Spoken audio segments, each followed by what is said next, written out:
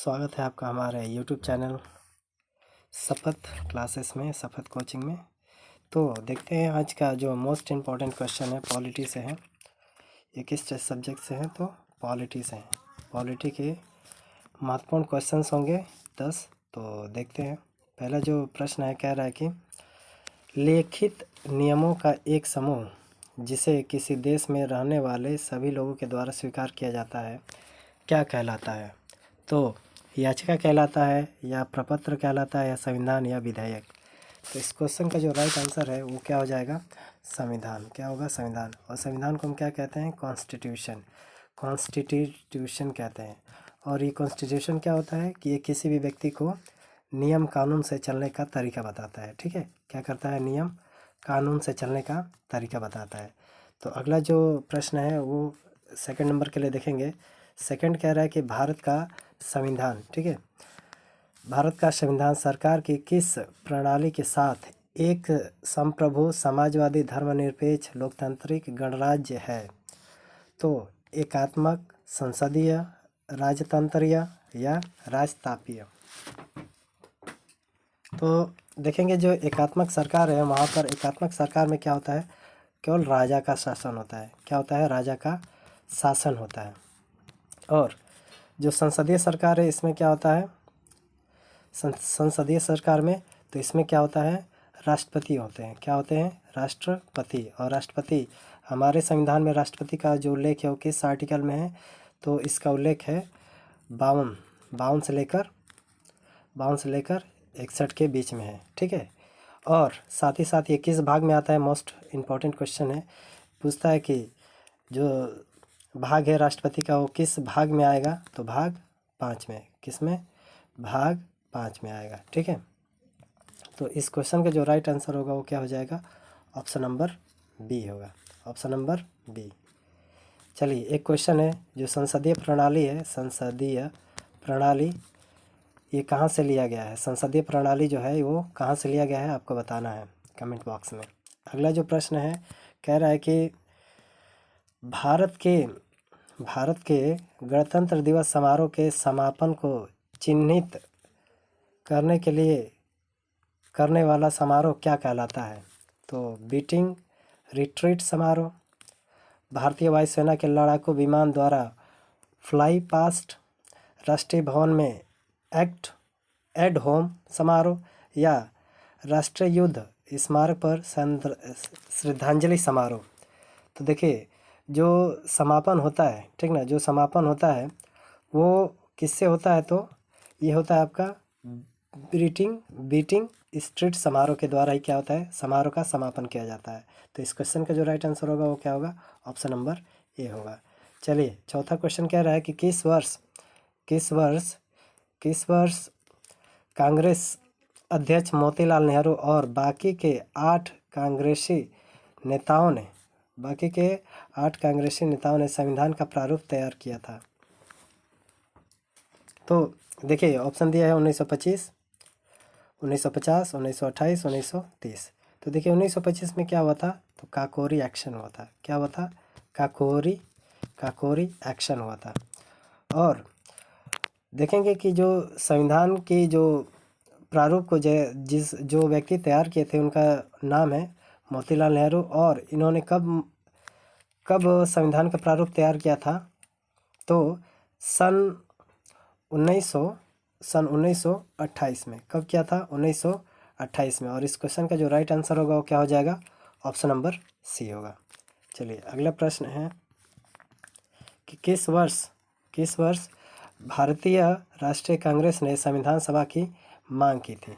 Most important है। ये पूछता है कि संविधान की मांग, एक टॉपिक ही है संविधान की मांग। तो देखते हैं ऑप्शन ए में कह रहा है कि 1939, 1919, 1928, 1934। 1919 में क्या हुआ था? तो जलियांवाला बाग हत्याकांड हुआ था। क्या हुआ था? जलियांवाला बाग, जिसमें क्या हुआ था? जनरल ओ डायर, ठीक ना, ओ डायर के द्वारा क्या किया गया था? गोलियां चलवाई गई थी जिसमें बहुत से व्यक्तियों की जान गई थी। तो इस क्वेश्चन का जो राइट आंसर होगा वो क्या हो जाएगा? ऑप्शन नंबर डी, यानी कि 1934 में कांग्रेस ने संविधान सभा की क्या की थी, मांग की थी। ठीक है। और यदि कहेगा कि औपचारिक रूप पर 1935 में किसने मांग किया था, तो एम एन रॉय ने। ठीक है, एम एन रॉय ने। तो इस क्वेश्चन का जो आंसर होगा वो क्या हो जाएगा, ऑप्शन नंबर डी। अगला प्रश्न है, कह रहा है कि 6 नंबर के लिए आंसर करेंगे। कह रहा है कि किसने उद्देश्य प्रस्ताव पेश किया जिसके बाद में भारतीय संविधान की प्रस्तावना के रूप में ग्रहण किया गया था। तो देखिए, जो सबसे पहले उद्देश्य प्रस्ताव पेश किया था तो वो थे जवाहरलाल नेहरू। इस क्वेश्चन का जो राइट आंसर है वो हो जाएगा पंडित जवाहरलाल नेहरू जी थे। और राजेंद्र प्रसाद जी थे, ये क्या थे, संविधान सभा के क्या थे, अस्थाई अध्यक्ष थे। क्या थे, अस्थाई अध्यक्ष। बहुत बार पूछा गया है एग्जाम में कि संविधान सभा के अस्थाई अध्यक्ष कौन थे, तो राजेंद्र प्रसाद। अगर वहीं पे कह देंगे अस्थाई, क्या कहेगा, अस्थाई, अस्थाई, तो उसका जो आंसर हो जाएगा वो क्या हो जाएगा, बदल जाएगा। ठीक है। तो अगला जो प्रश्न है वो देखते हैं। अगला प्रश्न क्या कह रहा है, 7वां नंबर, कह रहा है कि पंडित जवाहरलाल नेहरू ने उद्देश्य प्रस्ताव कब पेश किया था। तो ऑप्शन है 14 नवंबर को 1946, 13 दिसंबर 1946, 15 अगस्त 1947 और 26 नवंबर 1946। तो देखिए, जो पंडित जवाहरलाल नेहरू थे, ये क्या किए थे कि जब संविधान सभा की पहली बैठक हुई थी, कब हुई थी, तो 11 दिसंबर को। कब हुई थी, 11 दिसंबर को। ठीक है। पहली कब हुई थी, 9 को। दूसरी कब हुई थी, 11 को। और तीसरी कब हुई थी, 13 दिसंबर को। ठीक है, 13 दिसंबर को। और 13 दिसंबर को ही क्या किए थे, जो जवाहरलाल नेहरू थे, उन्होंने क्या किया, अपना उद्देश्य को, प्रस्ताव को पेश किया। और यह स्वीकृति कब मिला, स्वीकृति कब मिला, तो ये मिला 22 जनवरी 1947 को। और जो स्वीकृति मिली थी वो कैसे मिली थी, तो सर्वसम्मति से। मोस्ट इम्पॉर्टेंट है, सर्वसम्मति से। अगला प्रश्न कह रहा है कि निम्नलिखित में से क्या भारतीय संविधान की प्रमुख विशेषता में से एक है। तो ऑप्शन है इसका, निरंकुश सरकार, आश्रित न्यायपालिका, गैर धर्मनिरपेक्ष संघवाद। तो देखिए, जो निरंकुश सरकार है, निरंकुश का मतलब जिस पर अंकुश ना लगाया जाए, वो मनमानी करे। ठीक है। तो भारतीय संविधान में ऐसे नहीं है कि जो प्रधानमंत्री या राष्ट्रपति हैं अपने मन से कुछ भी कर सकते हैं। देखिए, स्वतंत्र लोकतंत्र का एक ये विशेषता होती है कि जो न्यायपालिका है वो क्या होनी चाहिए, स्वतंत्र होनी चाहिए। क्या होनी चाहिए, स्वतंत्र होनी चाहिए। और कार्यपालिका स्वतंत्र होनी चाहिए, न्यायपालिका स्वतंत्र होनी चाहिए। और ये किस आर्टिकल में कहता है, तो 50 आर्टिकल में क्या कहता है कि न्यायपालिका को कार्यपालिका से पृथककरण, यानी कि न्यायपालिका और कार्यपालिका दोनों अलग अलग काम करेंगी और एक दूसरे पर हस्तक्षेप नहीं करेंगे। तो देखिए, इस क्वेश्चन का जो राइट आंसर होगा वो हो जाएगा संघवाद। संघवाद में क्या होता है, तो एक होते हैं राष्ट्रपति। ठीक है, एक होते हैं राष्ट्रपति, और क्या होता है, लोकसभा। ठीक है, लोकसभा और साथ ही साथ राज्यसभा, इन सभी से मिलकर क्या होता है, संसद का निर्माण होता है। चलिए, तो इस क्वेश्चन का जो राइट आंसर होगा ऑप्शन नंबर डी। अगला प्रश्न कह रहा है कि किन सभी देशों का अपना संविधान होता है। तो देखिए, साम्यवादी, लोकतांत्रिक, कुलीन तंत्र या सर्वसत्तात्मक।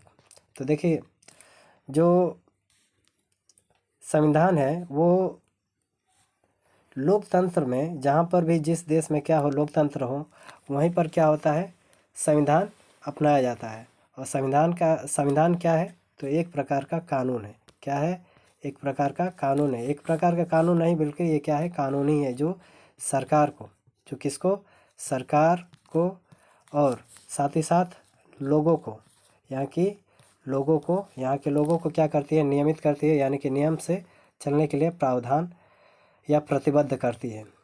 तो ये रहा आज का हमारा लास्ट क्वेश्चन, और मिलते हैं अगली वीडियो में। जय हिंद।